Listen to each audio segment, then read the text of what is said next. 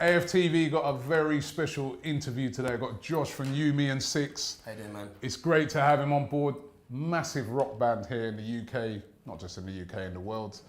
And he's a lead singer for it. Yeah. And I know it's a very busy period for you at the moment because you're just about to drop a new single? Album? An album on Friday. New album, sorry. Yeah. Tell us about the album. It's the first one in about 3 that we recorded in England.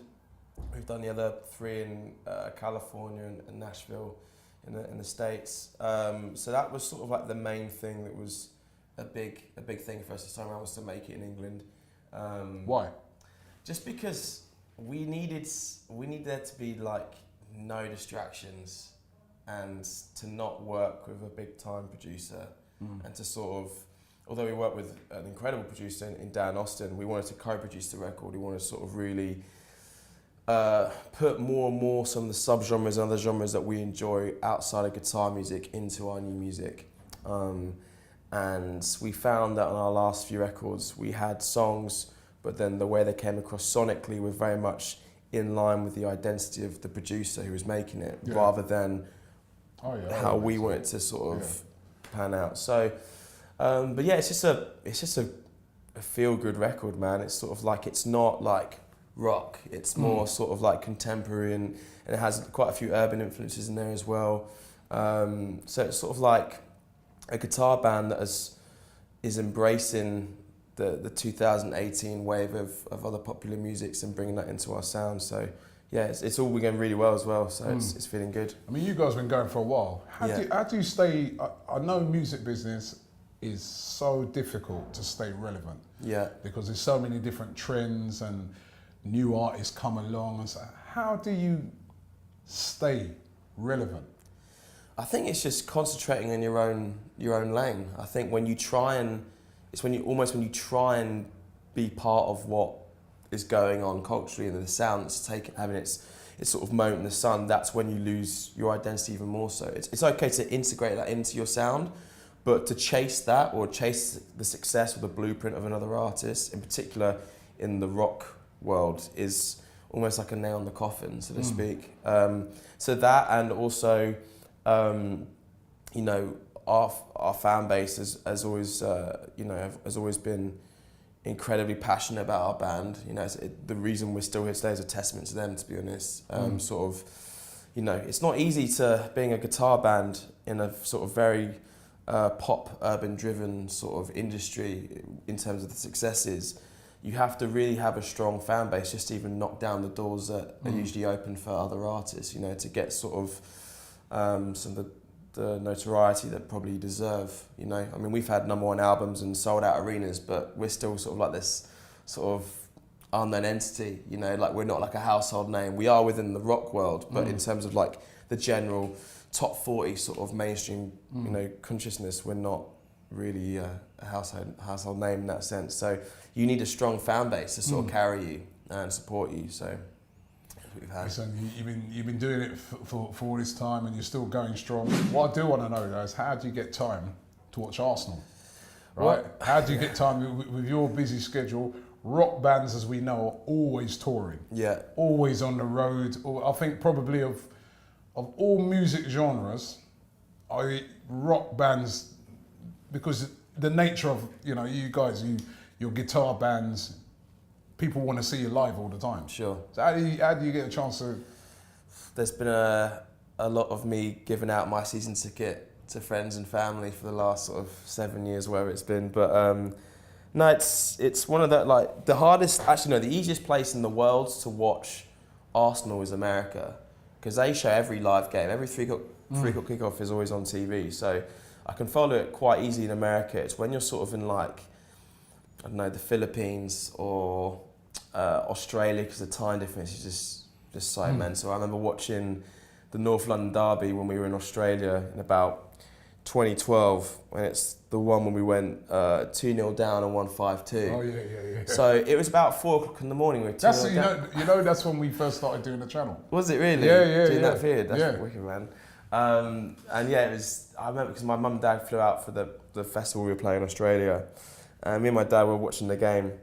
It's like 4 o'clock in the morning, I was like, Dad, we're 2-0 down against Spurs at home. I don't know if I can be asked for this. And then he was like, okay, let's just give it a little bit longer. And then Van Persie scored, I think just before half time, and maybe Sanya scored as well. So it was 2-2 at half time. And then suddenly you're like, right, let's crack open a few beers then, let's see where this takes us. Mood change. Exactly, yeah, we did that. After we won, I went out into Brisbane, I think it was, at about sort of 6 o'clock in the morning. There was still some clubs open, so I thought, why not? Have a tear up, yeah. But, how did you get into Arsenal? So my great-granddad and my grandmother were born in Woolwich. And my dad, he's French, but he used to spend a lot of time in Woolwich, growing up obviously with his mum and his grandma, and he got sort of, it just was bled onto him. And then with me, he took me to my first game when I was 6 years of age, in like this sort of forward-facing rucksack. So again, it was my dad. I had no choice in it, but obviously I'm more than happy with the choice. But yeah, so it was one of those things that I just remember. I remember going down. My earliest memory is seeing Patrick Vieira on his debut against Middlesbrough, Highbury. I don't know, I mean, I was 4, somewhere between 4 and 6. And 0-0, so it's a bit of like a bit of a game. But we went as our family friends. Tony Green actually was part of designing the Emirates and putting that together. So I think he had a box down at the Emirates or whatever, and at Highbury. And so after the game, I met Patrick Vieira. And I think that was even more so when I was like, oh wow, so like, this is what our club's about. Like this is what the players are like. They're really friendly, they're really nice. So obviously being that young sort of kid, it just made me that bit more invested in watching the football and going to the games. So it's amazing how like something like that just makes you become a lifelong supporter. Yeah, absolutely. It is, isn't it? It's amazing. And then you just supported him up throughout the years. We were doing pretty well in those times. Yeah, I mean, it was crazy, like, because when I'm a season ticket holder where at the age I am now, I'd do anything to be in my age down at Highbury during the double winning season with Wenger and the Invincibles, because just to have been able to have gone down to the games and gone out afterwards and enjoyed that sort of thing rather than leaving the ground on a Saturday afternoon thinking, what's going on here? We just lost 2-0 home to Burnley or whoever it be. But you know what, right? I remember it was at Highbury. I literally sometimes used to get off that train and run to the ground. I'd be just excitement. Yeah, and I'd be walking to the ground and I just feel, I don't know, you just feel special as a fan because you just had such a good team.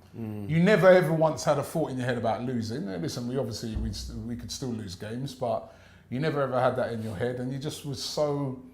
The pride you had in that team, and in the manager and in the players we had, and we used to sing, we got the best player in the world for Henry and Bergkamp, and and it's changed a lot. That's what it's got to now. It's changed a lot, but I think the foundations on which the club are built on are still sort of ever there. Like we're a classy club and we do things properly. And, I think the last few, I think I was always Wenger in for many, many years. And I think I think he maybe should have left after the whole FA Cup. Yeah. Because I think that would have been the perfect way. Yeah. And of course he still had, I was at the last game of the season last year and he got a send off. But, it felt more like I don't want to say out of sympathy, because I'm not saying I know the Arsenal fans, there's a lot of love and a lot of respect there, but there was also, I feel like a portion of fans that were like, you feel bad that you've sort of been, not forced out, but definitely had pressure put on you to get out. I just didn't really want it to go down that way, and I could just tell, I actually remember watching your channel, especially around the times when we were like going away to Munich, and just thinking, this is the beginning of the end, because even the die-hard fans that are going over there and spending, thousands of pounds every year on away games, they're realising now that we're not going forward.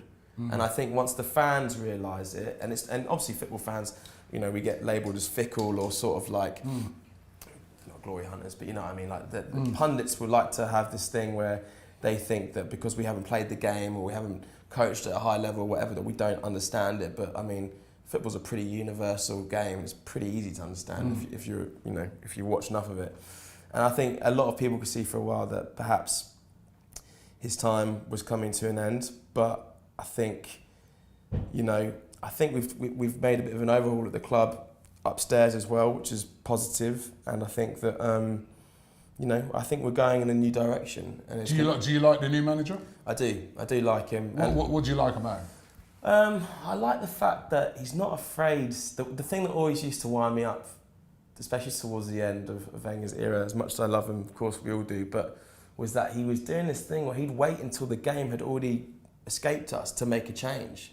Whereas Emery will make a change at half time, or he will make a change. He'll make 2 changes in the 50th minute because he's watching the game, he's understanding. Proactive, isn't he? Yeah, and I really like that because we lacked that. There's so many times I think back we could have won that game if we brought on that player soon, or we changed tactically. And I think he's he likes a bit of a shout from the sideline, which is good. He's got some passion, and it seems that, like, I don't know whether it's just the way they're sort of presenting the club, but he seems to have installed quite a united front within the players.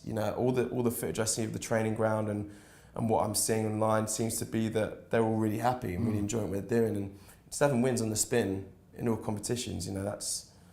And some of those games, I was thinking about the Cardiff game. That's a game we would have lost last year. We would have been going ahead and then them coming back. That's the kind of game we would have lost 3-2. But then we went on and won it, and I think, that's exciting for me to see that. Yeah. I think you know what? I think even just hearing you talking there, right? I'm not even sure if we're giving this guy enough credit at the moment, right? Because to take over from a manager that's been there for 22 years, right? Was so, all right, we know that towards the end that dropped off a bit, but he's so loved, so respected in the game, and to step into those shoes. The massive shoes, yeah. Yeah, he stepped into them, hasn't he? He stepped into them, and at the moment, we're not really, he's stepping into them well, isn't he? He's kind of seamless so far, isn't it? Yeah, and I'm seeing some improvements as well on the pitch in terms of, and I really like that we got our business done early in the summer as well. Again, that's something that we've waited till the window's about to shut and been like, oh, let's bring in whoever. But it's like, Leno, I think, is a brilliant keeper. For what it's worth, he's got a good rating on FIFA, so that's some sort of indication. But you play a lot of that on tour. Yeah, right? I do. I play a lot of it.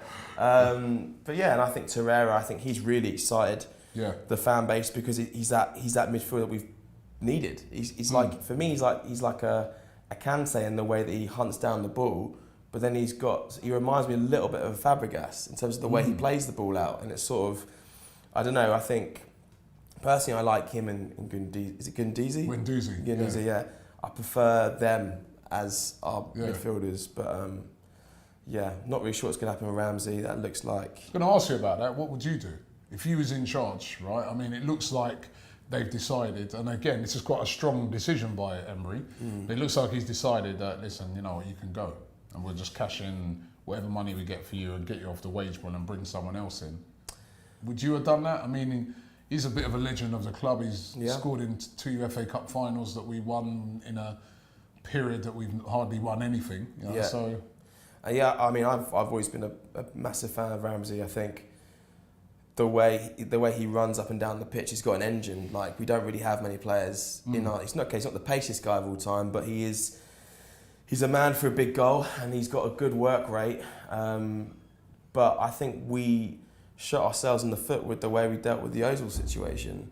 I think as soon as you put any player in your club, was he on 350 grand a week, 300 plus?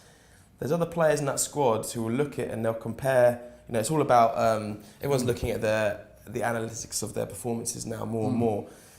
And I'm sure something like Ramsey or at least his agent sitting there being like, well, you know what? If you were to compare Mesut to you're in terms of how far you run or how many goals you scored, how many assists you've had last year, whatever. Okay, Ozil, chances created, there's not much better than him in the Premier League, but in terms of actual assists and goals, maybe around, I don't know the actual stats, but I'm sure they're looking at it in comparative, they're thinking, well, if he's on that, you've got to be on 200 grand a week, 220 grand a week minimum. And that's a dangerous place for our club to start getting into if players like Ramsey are turning around and saying that and being able to demand that. So I think that... that's the way it is now, isn't it? You've got to pay the money, you know? Yeah, but then you've also... got to pay the money, haven't you? If you want the best players. But then you've got to justify that with your performances week in, week out. Yeah. And I don't know if... I mean, I love Mesut, but I don't know yet if he's doing that, if he's warranting the money we're paying him. And I don't know if Ramsey... I don't know what he wanted, but... I think any player that, for me, as an Arsenal fan, like yourself, lifelong Arsenal fans, if there's any hesitation over signing a contract, money, like when I watch ex-players like Ian Wright, who will literally sit there and say, I would sign any contracts put in front of me. That's the attitude that I want from an Arsenal player. It don't work like that. I know. That's a bit dreamy. Long gone those days. I know, but the hopeless romantic in me still wants to think there's like Guendouzi is come out and be like, I'm a lifelong Arsenal fan. You know, he's gone up and he's like, you can tell he's buzzing to wear the shirt. He's just arrived. He's just arrived. When they put the new contract down on yeah, maybe right? we'll and they say, oh, by the way, you've been brilliant. City are interested in you. Barcelona are interested in you. Real Madrid are interested in you. Here's a contract, £100,000 a week. Yeah, no, I hear that, but you don't think Ramsey's going to get into any of those teams? No. Well. So that's what I think is interesting, is in terms of as a footballer, for him, where does he think he could go? Because as far as I'm concerned, he's amazing for Arsenal, but I saw something about Juventus and AC Milan. He would not get into the Juventus midfield. No chance. Ahead of the players they've got. So, and I would hate to see him at another Premier League club because I love him as a player. I think he's a good bloke as well. But yeah, maybe we should just look at what happened to Sanchez and think, is that the path you want to take? That's true. Did you see that thing about him saying that there was talks about him coming back to Arsenal? Now, you know what? That's got to be a load of nonsense. I did an interview with Friction and I asked him this question. I'll ask you the same question as well. Right. Would you have him back? No, because then I think, you know what will happen out of Aubameyang and Lacazette, one of them doesn't play. Right? Because Sanchez is either on the left flank or as a centre forward. But you could put him on the right as well. Yeah, but you know what? Aubameyang, Lacazette, Alexis up front. Yeah, it'd be tasty, but I don't know I don't know if Ospina knocking him out of the World Cup qualifiers has just like completely killed him as a bloke. But like since then he's not been a player really. So I mean, you could get him in your band, man. He's good on the piano. Yeah, you could get him on the piano. You could bring his dogs back. That'd be good. No, I don't know. I don't know. It's different because I remember when there was talks of Fabregas coming back from Barcelona to Arsenal, and I was at that point. I was like, oh, I'll tell you what, Cesc in our midfield, I'd love to have him back. And obviously, for whatever reason, the club, and I think we had first refusal, and we decided not to go for it. That was an interesting decision. But Sanchez, I mean, I don't know. I just think the way that it panned out left a bit of a bitter taste in our mouths as a club and as a fan base. I think, and you're right. I don't think he'd fit in the team no more. I don't think he'd work nearly as hard as some of the other players that we've got. But he is that on his day, and there was a period at Arsenal when he was there that without him, we were a bang average team, and he raised our levels across the board. And if we had the Sanchez of not his last sort of 6 months, but the year before that, where he was just ridiculous, how good he was.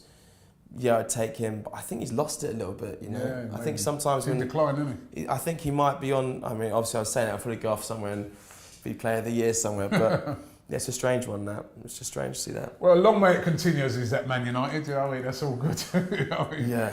But listen, it's been brilliant talking to you. Tell us again where people can get the album and tell us about the tour details, etc. Sure. So we've got the records out on Friday on iTunes, Amazon, Spotify, that sort of good stuff. We're touring in November, but I think we're doing 3 nights at Brixton and they're all sold out. So oh wow! Unfortunately, you can't come and see us then. But we're doing a lot of festivals next summer. Not sure if I can say which ones yet. Do you ever get a break during the summer? The thing is, you don't want a break in the summer because, except for last summer during the World Cup, I was said to our manager, like, unless it's a really good one, let's just leave it, sort of thing. But summer's you love your football, don't you? Yeah, massively. Summer festival season is a very lucrative time, because you spend all the rest of the year sort of building up your worth, so to speak, in around Europe and internationally, and then European festival season, man, is like, it's like a rite of passage, you know, to go and do that. And there's some incredible festivals out there, so I'd rather be doing that than sitting at home looking at my mates' bands playing and thinking, why aren't we doing that, you know? So yeah, we want to be busy. Well, listen, best of luck. Thanks for your time, Robbie. Appreciate Good luck, it, man. and thank you very much. Keep supporting Arsenal. Of course. Josh.